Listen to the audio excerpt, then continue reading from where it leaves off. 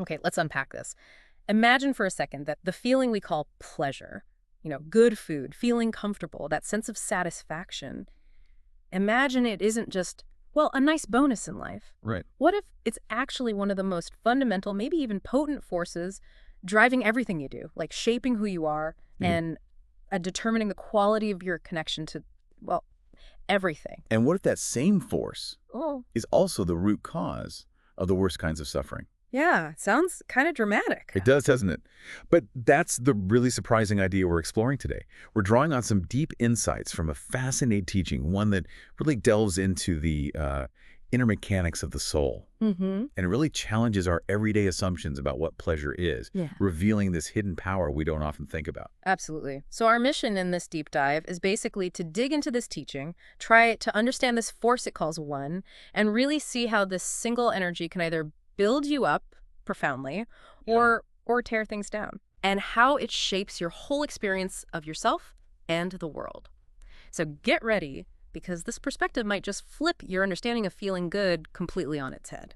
Okay, so this teaching starts by laying out this idea that within your soul, there are these foundational, these primary forces at play. Okay. It mentions two that are often discussed elsewhere. There's the force of Havaya, which is your innate sense of being, just that raw perception of your own existence, the simple I am. That core feeling of just being here. Exactly. And then there's the force of Imuna. And that's more about perceiving existence outside of yourself, recognizing that, things and people external to you exist. It's sort of like faith or maybe perception of external reality. Right. So one's the internal anchor, that sense of being, and the other is reaching out, acknowledging the world beyond that anchor. Awareness inwards and outwards. Makes sense. Precisely. Now, the teaching brings in the third force in this whole dynamic, and this is where our deep dive really gets going. Yeah. The force of one, which is the source's term for pleasure. Uh, But here's the twist. Unlike the first two forces, one egg isn't primarily about perceiving reality. oh. It's about connecting to reality outside of yourself. It's the energetic pole, you could say, the glue that binds you to something else, whether that's, a person, an object, even an idea. Huh. So it's not just about noticing the beautiful painting or hearing the great music. It's the force that makes you drawn to it, that creates the bond, the engagement with it. Exactly that. It's the force inside that says, I want to be with that, or I want to unite with that, to feel linked to it. And here's where the source makes its really radical claim. Okay. This powerful force of one egg, pleasure. It's the fundamental root for both the absolute highest good and, get this, the absolute lowest bad in the soul. Whoa, hold on. Pleasure is the root of bad things. That just feels deeply counterintuitive. We usually think pleasure good, suffering bad, simple. It absolutely challenges our assumptions. Yeah. But the source points to something really striking, a linguistic connection in Hebrew that kind of reveals this dual potential. Yep. The very letters that spell one egg, that's pleasure well, you can rearrange them to spell nega. And nega means affliction, plague, suffering. Wow. Same letters. Same letters. And the teaching states it pretty starkly. There is no good higher than one egg and no bad lower than nega. They're like two sides of the same coin. Or maybe two different ways the same core energy can actually manifest itself. So the ultimate joy and the deepest pain, they stem from the exact same source. How does that even work? Well, according to this teaching, it's possible because one egg is such a fundamentally powerful force. It's all about connection. Think about any powerful force, right? Mm. Fire, electricity, even gravity. Mm-hmm. Use them correctly, they build things up, they sustain life. But misuse them, they destroy. Pleasure, being this force of connection, can be used to genuinely unite things in a positive way. That leads to growth, to goodness, Right. or it can be used incorrectly, in a way that leads to, let's say, false connection or misuse, and ultimately disintegration and suffering. That's when it becomes nega. Okay, that analogy helps clarify it. Fire can warm you or burn you down. So how do we misuse this pleasure force? What's the path that turns one egg, pleasure, into nega suffering? So the teaching describes two main ways people relate to pleasure. The first path, the one that leads down that destructive road, is when pleasure is treated as the ultimate goal. The source calls this taklit, Taklit, meaning, meaning the end purpose. Seeking pleasure simply for the sake of feeling good, just to satisfy some narrow, self-focused desire. just chasing the sensation itself, like I want this feeling, and that's the whole point. Exactly. And the source is really clear that this path is destructive. It uses the word chorban, which means ruin or destruction. Think about eating food merely for the fleeting physical sensation of taste, totally disconnected from nourishment or even the act of eating mindfully. Yeah, just scarfing it down. Right. Or, on a maybe deeper level, the source gives a pretty stark example. Marrying someone solely for the pleasure they provide you personally, and then abandoning the relationship the moment that specific pleasure fades, or maybe you require some effort to maintain. Oof. That example of marriage, that feels incredibly relevant today. It's like using another person almost as an object, a source of sensation for yourself, instead of connecting to them as a whole person. Precisely. This kind of fleeting, self-centered pursuit of pleasure as the goal, even if it's from things that are technically allowed or even seem good. If it's done only for the tackle it, just for the feeling itself, the teachings that it inevitably leads to nega. It turns into suffering, emptiness, a feeling of being drained. The source uses this analogy. Imagine you have a company car. It's meant for essential business tasks, right? Yeah. Building the business. But instead, you just use it for personal joyrides. You might enjoy the ride for a bit, sure, but you haven't used the car for its intended purpose. And eventually, there's a cost, right? A consequence for misusing that potential. Okay. That potential was meant for building something connection, in the case of pleasure, but you used it just for consuming, for a fleeting sensation. And that leads to destruction of the potential, and eventually, maybe even your own vitality. Okay, so seeking pleasure as the destination is destructive. Got it. What's the other way then? Yeah. The constructive path. The second path is using pleasure as a means. The source calls this empsi, I would say. meaning a tool or a bridge for connection. This is the constructive path, the one leading to binyan building, construction. Okay. The teaching uses that classic example from the Torah where Isaac asks his son Esau to prepare him a specific dish, his favorite food, before he gives him a blessing. Right, I remember that story. The teaching explains that Isaac wasn't just, having a craving. He was using the pleasure he would get from eating that specific food as a way to connect with Esau, to engage him, to forge a bond right before conferring this profound spiritual act. Ah, so the pleasure wasn't the point in itself. It was the method he used to achieve a deeper connection with his son. Exactly. The core insight here is that pleasure, wholeness, is the essential glue. The source uses the word divek that allows you to truly bind yourself to something. If you don't find some level of pleasure in a task or a person or even a spiritual concept, you just won't be able to genuinely connect to it in a meaningful, lasting way. That makes sense. It's hard to stick with something you find absolutely zero enjoyment in. Right. Think about learning a difficult subject. If you find zero pleasure in the process, none in the aha moments, none in the feeling of your understanding expanding, you'll really struggle to connect with and integrate that material, won't you? Yeah, definitely. The source even says something like, a great drink is one that brings hearts closer. So the pleasure of sharing a drink, when it actually facilitates deeper conversation and connection between people, that's using pleasure as an ensai, as a tool for building something. Okay. But just drinking solely for the physical buzz, totally disconnected from context or company, that's using it as a catchlet for that narrow sensation, and that ultimately leads to disconnection. Okay, this distinction is crucial. Pleasure as a tool towards connection is life-building. Pleasure as the selfish end goal is destructive. But this still feels somewhat focused on the external, right? Connecting to people, tasks, food, drinks. Where does the deepest, most consistent, most vital kind of pleasure come from? Is it just about finding enough good stuff outside ourselves to connect to? This is another critical point the source makes. Yeah. And it really shifts the perspective inward. While those external pleasures can be used constructively as tools, the most fundamental, the most consistent, the most life-giving pleasure, it isn't primarily found outside yourself. Not outside. According to this teaching, it comes from within. From within. Okay, what does that mean practically? It comes from connecting the various layers or aspects or maybe powers of your own soul and self, connecting them with your deepest, most fundamental inner core. So think of myself not just as one single thing, but like having different parts. Exactly. Think of your outermost parts, your thoughts, your emotions, memories, your physical body, your actions. These are things you perceive, you know they're yours, right? But they can often feel a bit separate from your absolute core I am. Yeah, sometimes thoughts feel like they just happen to me. Right. So your deepest, non-negotiable inner point. That relates back to that first force we mentioned, being, Havaya. True, profound pleasure, real one, arises from unifying these different layers, from creating alignment and connection between your more external self and actions and that deep inner core. Like getting all the different parts of yourself, I don't know, on the same page, working together in harmony. That's a great way to put it.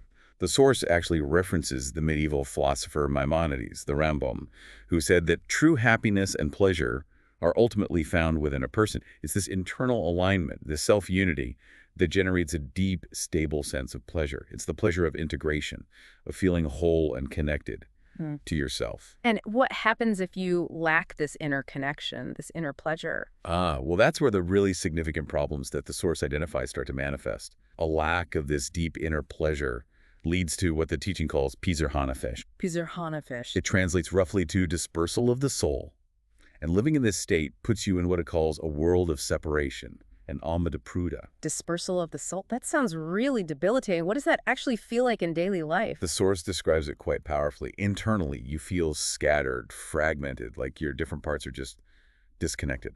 This leads to a profound lack of vitality, a feeling of being drained or ineffective, like body parts not working together smoothly. Okay, I think I can imagine that feeling. And then externally, even if you're surrounded by people or busy doing things, you feel alienated. You feel unable to truly connect. The core issue, according to the source, is that you struggle to connect authentically with others because the fundamental connection within yourself is weak or broken. Wow. So you can't really give or receive deep connection or love outwards if your internal connection isn't stable. Like self-connection has to come first. Precisely. Authentic self-love, and we're not talking about narcissism here, but this integrated inner connection and the pleasure that results from it, that provides the stable foundation you need before you can extend genuine connection and patience outwards to others and the world. It's like trying to pour water from an empty cup, or maybe a cracked one. It just doesn't work well. Okay, let's try and tie this back to those initial forces you mentioned, being and faith. How does this inner pleasure help unify them? Good question. So the source explains it like this. Your deepest inner point, your absolute I am, that relates to the force of being abhor. The more external parts of yourself, your thoughts, memories, actions, even your physical body, these relate more to faith, Immuta. These are yours, you perceive them, but they aren't that absolute core. Right? Okay. And similarly, things outside yourself, the external world, also relate to faith. Yeah. You interact with them, you believe they exist, but they are definitely not your core existence. Got it. Pleasure. One egg, in its fundamental role, is the force of connection. That's what unifies these. It's the bridge. It binds the faith aspects, your external self and the external world, to the being aspect, your deep inner core. When you have this inner connection, this inner pleasure, you bring your external reality into alignment with your core self. Without this unifying pleasure, these different parts just remain separate. And that leads straight back to that dispersal of the soul and living in that world of separation. So pleasure is literally the bridge connecting the outer me and the outer world back to the inner me. Exactly. It integrates your perceived reality with your core identity. And as you can imagine, this has huge practical implications for everyday life. Okay, yes, let's dive into those practical applications.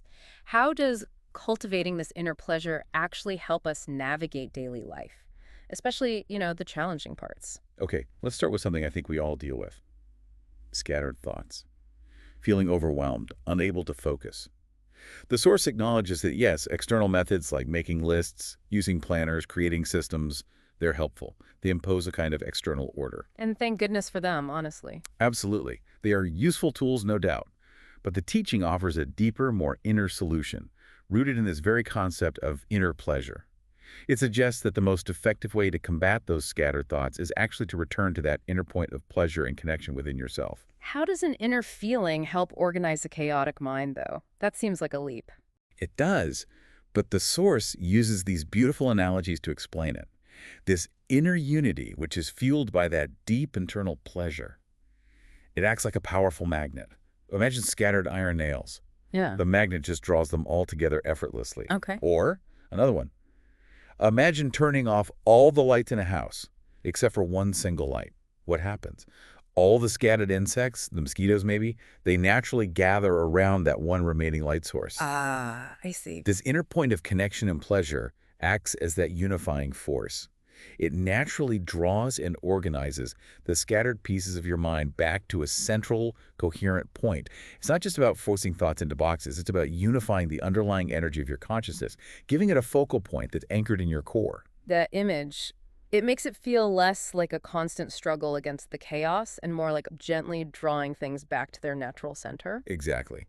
And another huge practical benefit is how this inner pleasure transforms your ability to interact with the external world, especially the difficult parts. The source explains that having this deep inner stability, this kind of reservoir of inner pleasure, it obviously makes it possible to connect more profoundly with people you naturally click with. But here's the crucial part. It also gives you the capacity to tolerate, to interact with patience, and even find some degree of connection, however minimal, with difficult people or unpleasant tasks. Like that job you dislike but have to do, or navigating a really tricky relationship. Exactly those things. Instead of just being immediately repelled or completely shut down by the friction, you have an inner resilience that allows you to engage more constructively. Because your core isn't threatened. Yes, your inner stability provides the anchor. When you are rooted in that internal pleasure, external difficulties don't immediately destabilize your core sense of self. You can approach that difficult person or that unpleasant task from a place of inner strength. And that allows you to maybe find some small point of commonality or at least maintain your composure and patience where otherwise you might just react with frustration or total withdrawal. The source uses the analogy of a wedding celebration. You know how in a moment of intense collective joy and pleasure, people who might normally be in conflict can sometimes embrace and connect just for that moment? Yeah, I've seen that. Well, building your inner life on consistent inner pleasure creates a consistent capacity for that kind of broader connection, acceptance, and patience in all areas of your life, not just in those fleeting moments of external joy. That ties in so perfectly with the idea you mentioned earlier. You can't really connect outwards if you're disconnected inwards. Inner stability enables outer interaction, even the difficult stuff. Absolutely. And there's one more area this really impacts, self-acceptance, particularly dealing with your own flaws, what the source calls chesronot, your lacks or shortcomings. Okay, that's a big one for most people. Definitely. The source explains that this inner pleasure and the stability that comes with it provides the psychological and emotional foundation you need to accept your shortcomings without feeling like your entire identity, your whole value, is destroyed by them. So your flaws don't have to define you completely. They don't wreck everything. Right. When you are internally disconnected, fragmented, the source uses another really great analogy here. Imagine your inner self is like a shallow pool of water. Okay. A small hole, maybe just the size of a coin, in the bottom of that pool. Yeah. Eventually, it'll drain the entire pool, right? Yeah, it all leaks out. But now imagine that same small hole is in the wall of a sturdy, well-built building. You can manage it, right? Yeah. You can patch it, work around it. It doesn't cause the entire structure to collapse. Makes sense. So your inner self, when it lacks that stability and connection like the pool, it's fundamentally vulnerable. A small flaw feels like it threatens to drain your entire sense of self-worth. But if your inner self is stable, grounded in that internal pleasure and connection like the building phase, you can acknowledge the whole, your flaw. You can manage it, maybe work on it, but it doesn't cause your entire internal structure to collapse. This stable inner pleasure is the true source of genuine inner confidence and resilience. It allows you to integrate all parts of yourself, including your imperfections, into a cohesive whole. Wow. That's a really profound shift in thinking about pleasure. It's not just a fleeting feeling. It's actually an inner state of integration and stability. And that state is what enables genuine connection, resilience, dealing with flaws. It's the force that actively counters that internal fragmentation and the external alienation you were talking about. That really is the core insight from this teaching, yes. Pleasure, wholeness.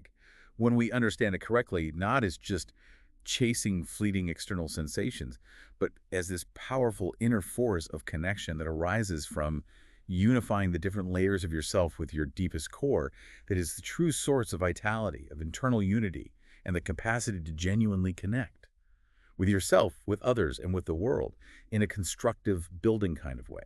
And this is completely different, really the opposite of the more common way we think about pleasure, pursuing it as an external goal, which, as the source makes so clear, is actually the path that leads to scattering, disconnection, and that deep suffering it caused, nega. It fundamentally redirects our focus, doesn't it? From looking outside for fixes to cultivating something deep inside. Yeah, absolutely. So maybe something for you, the listener, to think about as you go about your day.